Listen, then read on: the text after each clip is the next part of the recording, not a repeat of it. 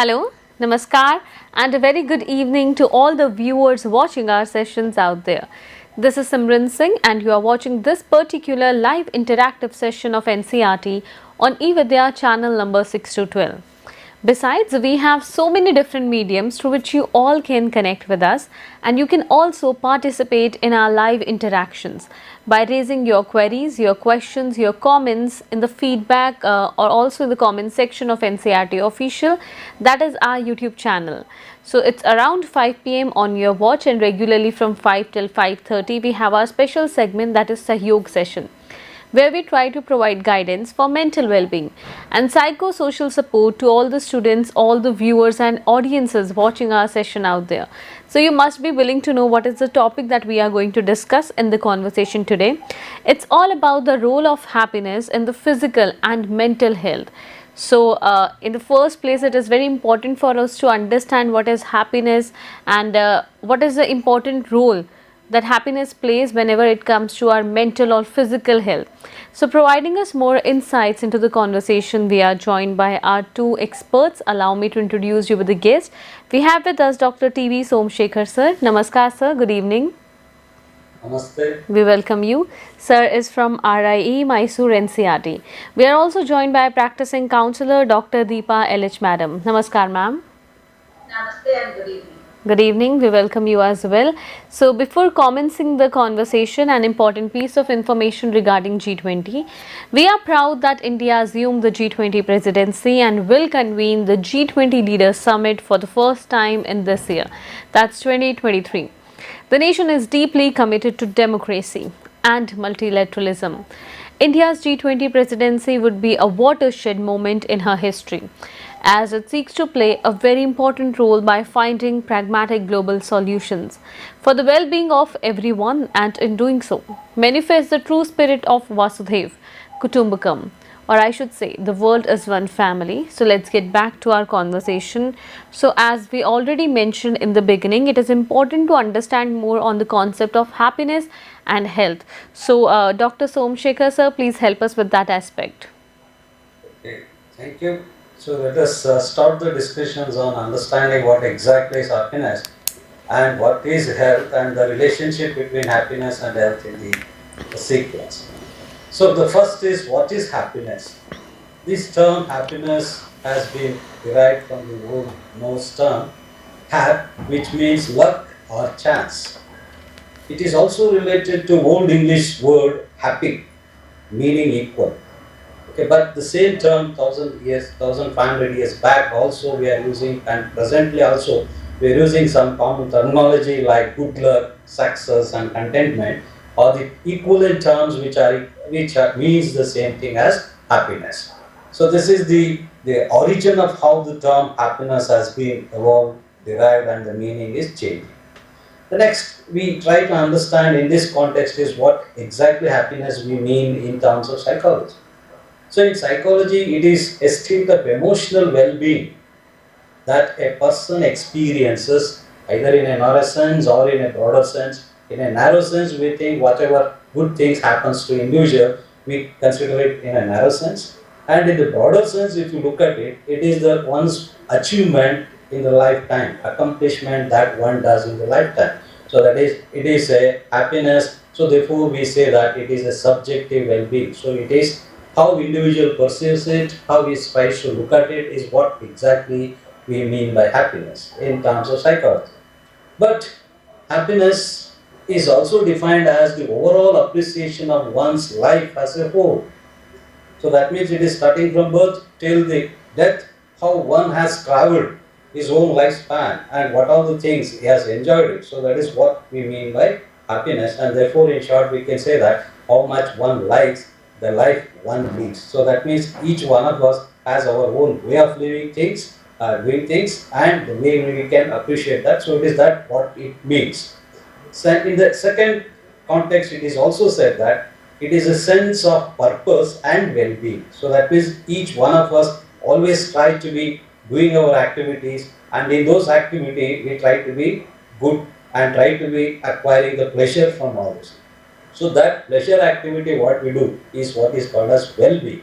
And this positive attitude, so that means here it says that every individual should have a positive attitude towards life, towards his actions, towards others, towards things. So if those is happening within inside, only then it enables the individual to translate that into a variety of effects on personal health. So that means both physical and mental health. So that means happiness is not an independent activity, it pervades both physical and mental perspective also. So what exactly is the health? The World Health Organization has defined the health in terms of a certain totality of health to the realms of mental and social well-being and happiness, and beyond physical fitness and an absence of disease and disability. So that means here it is health when we talk about in the present context, it is not only the physical health, we have to consider the social and the mental health of the individuals. Only combination of all these three together is treated as health. And now you cannot only say that if you are physically fit, then your also health is perfect in all other areas. So there can be variations in terms of your mental health or in social health. So therefore, every three domains must be balanced, and individuals should not have any kind of diseases or any kind of disabilities. So in spite of all those things, if all the three domains are balanced, then only the World Health Organization consider that an individual is an healthy person. So being happy doesn't just make us feel better, it improves our health. So this was the whole term. Okay. So it also now it is saying that if you are happy, then you are able to eat better, be healthier, and be more active, and it also helps you to get good sleep. So because we know that for your mental health, having a good sleep is also essential, and therefore we say that happiness leads to healthier behavior. And we are also knowing that in psychology we say that a sound mind in a sound body is essential. So that means if an individual has a sound body, in that sound body if you have a sound mind, then we say individual can contribute to the whole thing. So that is physical and mental aspect of a human being is also talked about. And well-being means it is a certain level of joyfulness, certain exuberance of life. So that means here the joyfulness, the emotional factor which is at the positive end is to be at the higher levels, and the negative aspect is sorrow and depression need to be at the lower end. So and in those levels there is the exuberance of life. And from the philosopher's point of view, it also says that your life energies are happening in a more exuberant way than it normally happens. If these energy levels are moving in higher consequences rather than a normal rhythm pattern, then also it leads to you becoming more happier. And it is the higher emotional status of the individual that indicates the health. So that means here your happiness is measured in terms of your emotions. And if you have a positive emotions and at the higher end, then you say you are more happier person. And for these all these things to happen, so these things happens in the brain, emotions and all other things. It happens in the mind, and therefore in the brain there is a hormone called serotonin. So which enables the neurons to carry the things, information to the central nervous system and keep our mind and body in the happy levels. So therefore, the happiness doesn't come only through physical activity or your mental activity. It also depends upon the biological functioning of various hormones that help us to keep us things in a very good stride. Now, what is the role of happiness in the physical and mental health? So it means that happiness is the meaning and purpose of life. So that means what exactly we are living for, and what is the goal of our living, and what is the contribution that we are able to do for ourselves and to the society. So for all those things we have these purposes, and to achieve all those things happiness becomes the bridge. Okay. So therefore we can say that the whole aim and end of human existence is happiness. So that means the entire your lifespan can be treated as a journey of happiness.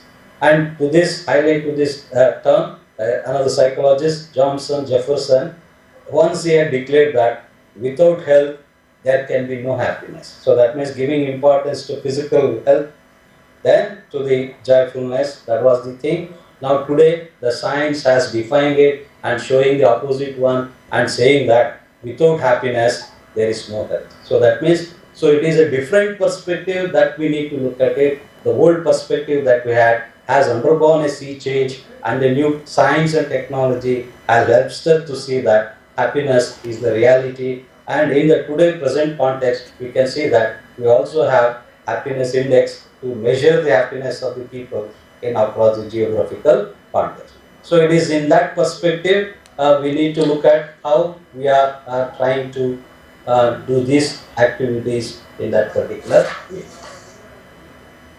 And it is also said that it is an important component for maintaining physical health.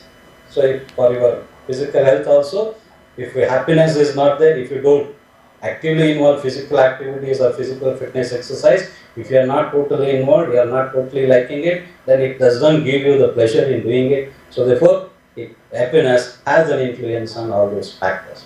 So it also says that being happy doesn't just make us feel better, it improves our health.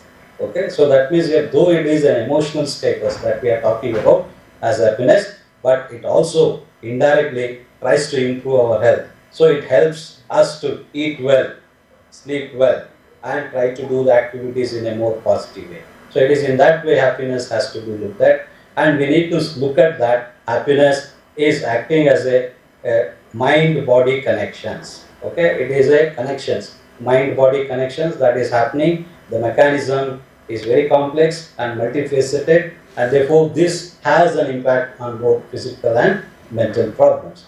And a troubled mind cannot contribute to health problem. Okay, can contribute to health problem. So that means if your mind is not in a stable, if you have a disturbed mindset, and that leads to anxiety, and that leads to varieties of disorders, and that leads to varieties of health problem in terms of stress and depressions and all those things. So therefore, we say that troubled mind should not be there. So we need to maintain a balanced mind, and to keep that balanced mind, we should have the emotions in a steady stride, and we always try to see that we are moving towards the positive aspect of that and being happy in all our times. Thank you, sir, for laying a strong foundation of the program. And discussing more about happiness and health, we also need to understand the interdependence or the correlation between the two terms. And for that, I would like to invite Deepa ma'am in the conversation. Ma'am, please highlight on the importance of health with respect to happiness or vice versa. Yeah. Thank you, ma'am. So today we will discuss about what are the importance or what is the benefit of happiness on health. When we talk about health, either it is a physical health or both the mental health. So what sir has told that there is always a connection between the mind and body. So when you talk about that, so there have been done many research which shows that being happier is not just make you feel better. It actually brings a lot of health benefits, and also when people are happy they feel better about themselves, and also they make better others also around them, and also they make others also very productive in their life. So not only that, being happy, we can say that make us feel better, and even it is also going to make us feel very attractive to others there. So now when you talk about the importance or the benefits of happiness on the health, one thing we can say that happiness is always going to promote a healthy lifestyle.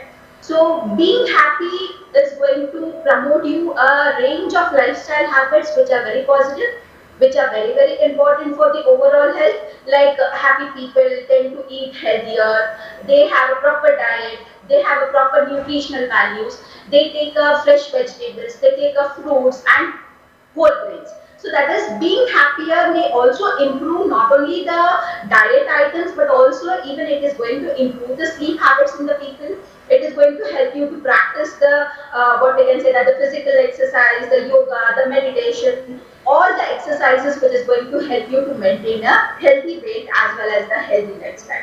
And coming to the one, we can say that it is also going to help you, or it is also going to appear to boost the immune system of the individuals or the children's there. We say that a healthy immune system is very important for the overall health. Either it is a physical health or either it is a mental health. And also the research has shown that being happier may help keep your immune system very strong. That means it is always going to, if your immune system is always strong, that is going to help you to fight with the foreign bodies or the viruses which is going to enter the body. So when you are physically well, that means it is also that you are going to be healthier mentally also. So this is going to help you to reduce the risk of any health related problems, either it is mental or either it is physical. One thing is that is going to improve the immune system. And other thing is we can say that happiness always is going to fight with the stress. That means that being happy, it is going to reduce your stress level. So normally what happens is excess stress, when an individual experiences the stress, what happens is it is going to cause to increase the hormone which is called as a cortisol. And if there is a high level of cortisol in the body, that is going to contribute for many of the harmful effect on the body of the individual. Like say for example, it can be the disturbed sleep, or it can be the type 2 diabetics, or it can be the high blood pressure. So because of that reason, we say that the cortisol levels always tend to be lower when people are happier. So that means that when cortisol levels are we can say that low, an individual can fight with the stress. So because of that reason, happy people always tend to produce more level of cortisol in response to the stressful situation. And other than that, it is also going to lengthen your lifetime expectancy, or we can say that you can live longer than a normal individual. So being happy, we can say it is going to help you to engage in the health promoting behaviors, because of which you can live a happy and a very long lifetime. And also we can say that happy people are very successful, because success doesn't come or doesn't make us happy, but being happy makes us successful. So because of that reason, the happy people are always more successful. And other than that, we can say that happiness always increases your self-awareness. Self-awareness is nothing but you are aware about what is your strength, what is your weaknesses, what are your thoughts, what are your feelings, what are your motivations. This means that when you are happy, we can say that it is going to help you to understand about your own self. And also it is going to help you to control or regulate your emotions. So when you are comfortable in your own company, you can better regulate your own emotions. So always we can say that when you control your emotions, you can control or you can manage your stress level as well as your anxiety level. Of course, And ma'am. other thing And is, yes. ma'am, I'll have to inform you that in the conversation we are left by the last 2 minutes. So very Yeah. quickly, I'll request you to inform our viewers on about the different ways of achieving happiness. Okay. So, fine. When you talk about increasing the happiness, one thing what we have to remember is happiness is always a matter of choice. It is not by genetics, it is not by heredity, it is always, we can say that, it is not because of your fate, it is always your decision to be happier person. So this means that we can always improve or we can increase our happiness. One thing is how you can increase your happiness. One is express your gratitude. So you can increase your happiness by focusing on the things for which you are grateful for, and otherwise you can write down the things at the end of the day which you feel grateful. So that is going to increase your, we can say, happiness in your life. And always be active. Like activeness, we can say that today that is going to increase your happiness. And a proper sleep, we can say that 7 to 8 hours of proper sleep is going to help you for the physical health as well as your mental health. So that means that if you have a proper sleep, we can say that it is going to help you to be very happy the whole day. And other than that, we can say that prioritize your relationship. When you talk about the relationship, close relationship and the warm connections with other people is one of the very biggest factor which is going to lead to the happiness in the life. Like maybe it is the other people's, or even it can be the pet in the houses which you can maintain the relationship with them. That is also going to lead you to the happiness. And also we can say that you can cultivate or you can develop the gratitude.